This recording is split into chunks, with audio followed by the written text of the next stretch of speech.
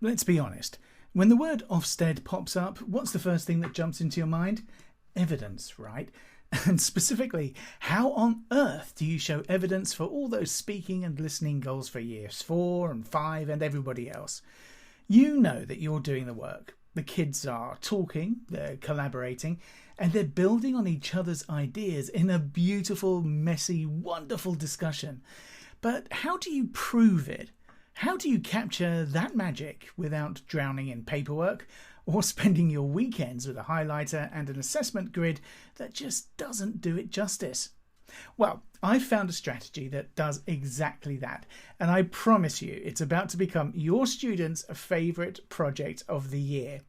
This isn't about piling more onto your plate. It's about taking a requirement that's often a headache and turning it into one of the most engaging, evidence-rich projects that you'll ever do. It's a method that doesn't just tick boxes. It creates a whole library of powerful digital evidence that shows real, tangible progress. So, let's take a look at the problem, shall we? Well, we all know the feeling. That low-level hum of anxiety about providing solid evidence for every single bit of the curriculum.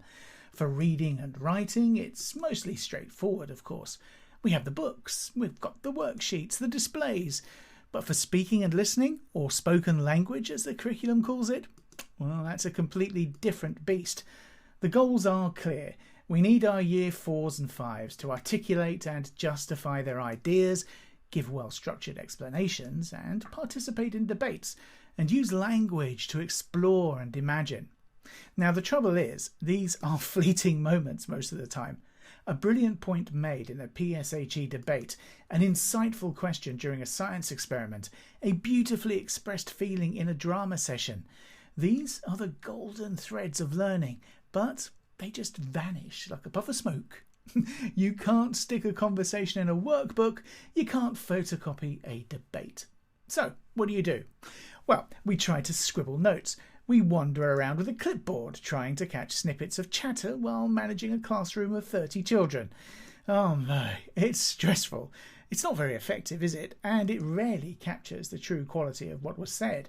We're just left hoping an inspector happens to walk in at that one perfect moment when a usually quiet child delivers a stunning, well-reasoned argument. But we can't build our practice on hope, can we? With Ofsted's evolving focus on inclusion and seeing a rich, holistic view of a school's curriculum, the pressure is on. It's not just about what our students achieve, but how they are learning and developing. Our traditional methods of evidence are, well, quite frankly, struggling to keep up. So, what's the solution to all of this? Well, what if you could not only meet these Year 4 and 5 standards, but also build a permanent, shareable and genuinely exciting library of evidence? What if you could do it while boosting student engagement, supercharging literacy skills, and empowering every single child to find their voice? Okay, here it comes. Let's talk about the Classroom Podcast Project. This is the game changer. It's a two-part approach. First, we use podcasts as a powerful listening tool to bring the curriculum to life. And then second, and this is where it gets really transformative, we empower our students to create their own podcasts. Now, this isn't a gimmick. This is a powerful teaching tool that lines up perfectly with curriculum goals and, crucially, with the principles of innovative, impactful and inclusive teaching that Ofsted looks for. Think about it for a second. A simple audio file, a little QR code stuck in a workbook that an inspector can scan with their tablet? Suddenly, that fleeting moment of brilliance from your student isn't gone. It's right there, captured forever, showing clear progress in speaking, listening, and confidence. This is how we start working smarter and not harder. So how can we use podcasts as a learning tool? Well, before our students can become creators, they need to be listeners. Weaving educational podcasts into your weekly routine is the perfect first step and a fantastic teaching tool on its own. Listening to a podcast is a brilliant way to improve focus, comprehension, and vocabulary.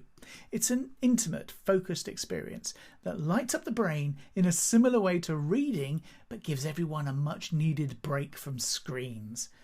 The variety out there is amazing. Got a Year 5 topic on ancient Greece? Well, you can find podcasts that tell the myths, interview historical figures, or debate Spartan life. For science, there are shows that break down big ideas like the solar system into fun, bite-sized episodes. And these aren't just add-ons. These are rich texts that expose children to new voices and sophisticated words in a way that they'll actually enjoy. Now, here's a simple way to structure it. A 15-minute listening session could be, used as a hook for your lesson. Give the kids a simple note-taking frame. Ask them to find 3 new facts, 1 question they have now, and 1 new word. That simple task covers reading comprehension goals, like finding key information and making inferences. It also builds those core listening skills from the curriculum, paying attention and being able to respond to what they've heard. So, the student-led podcast project. Let's talk about this bit. Okay, this is the main event, all right? So listen up. This is the part where we turn our students from passive listeners into active creators. The student-led podcast project is one of the most rewarding things that you can do, as it naturally blends multiple curriculum areas and builds a massive range of skills. Let's break it down into 3 simple stages. Stage 1, planning and script writing. This stage is a literacy powerhouse. A great podcast needs a great script. Students will decide on the topic. It could be a book review, a report on their science experiment, a debate on a historical question, or an interview with the school caretaker. It doesn't really matter, because they have to research, structure their points, and write it all down. This single process covers a huge number of Year 5 and Year 4 English objectives. They're choosing precise grammar and vocabulary, they're structuring their text to guide the listener, and they're using devices to make their writing flow. This stage alone gives you a mountain of written evidence. Stage 2, recording and performing. Now this is where the speaking and listening magic happens. Using simple free tools, students record their scripts. You don't need a fancy studio. A classroom iPad with a basic microphone, or even a quiet corner and a smartphone is all you need. Free, user-friendly apps like Audacity or Spotify for podcasters are perfect. For many children, especially those who are shy or have anxieties about speaking, talking into a microphone is way less scary than presenting to the class. It's a safe space to practice and build confidence. Here you'll see them really developing their performance skills, using intonation, tone and volume to get their meaning across and keep their audience hooked. Stage 3, editing and production. This is the digital literacy and critical thinking hub. The editing process, even a simple version, is where so much learning happens. Listening back to their own recordings is an incredibly powerful form of self-assessment. Kids will hear their own stumbles, their filler words, or the moments where their explanation wasn't quite clear. Simple editing software allows them to cut out mistakes, add some intro music, which they could even make themselves of course, and pop in sound effects. This isn't just a tech lesson, it's teaching them how to assess and improve their own work, a key skill for life. So let's have a look at Ofsted then. Let's take a look at the link and the evidence game changer that this is for you.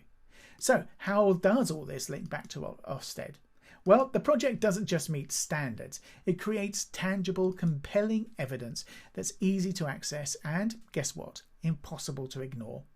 Ofsted's inspection framework places a strong and evolving emphasis on the quality of the curriculum and on inclusion. Inspectors want to see how you are supporting every child, including those with SEND and disadvantaged pupils. A podcast project is a brilliant way to demonstrate this.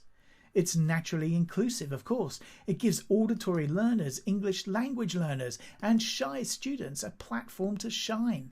It shows you're using technology to genuinely enhance learning. And, most importantly, it generates powerful evidence.